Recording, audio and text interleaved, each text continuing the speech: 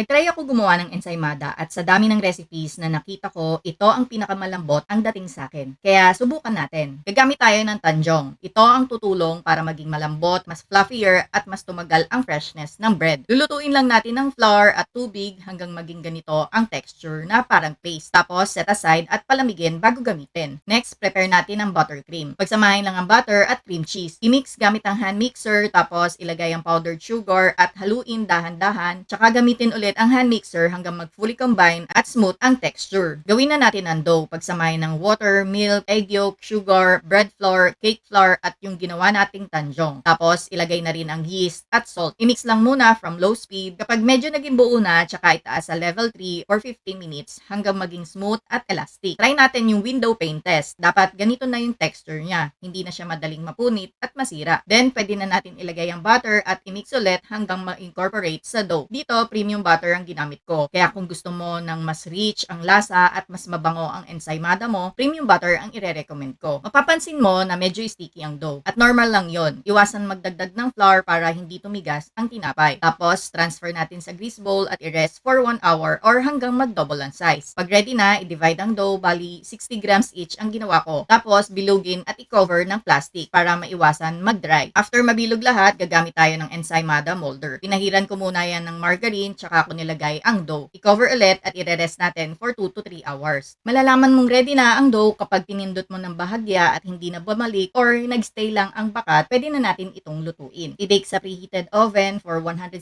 degrees Celsius for 12 to 15 minutes. Pag nagbe-bake ako ng tinapay, minomonitor ko talaga ito dahil minsan mahirap tansyahin ang temperature ng gas oven. Kapag luto na, alisin sa molder tapos spread ang buttercream sa ibabaw pero dapat napalamig muna completely ang tinapay bago ilagay ang frosting. Tapos maglagay din ng grated cheese sa ibabaw and then tapos na. Meron ka ng super soft and fluffy na ensaymada. Sa tingin ko, hindi ako nagkamali sa recipe na pinili ko. Bukod sa malambot, sobrang bango din ng tinapay. Kaya sulit ang paghihintay. Kung gusto mo ding subukan gumawa, nasa caption ng recipe.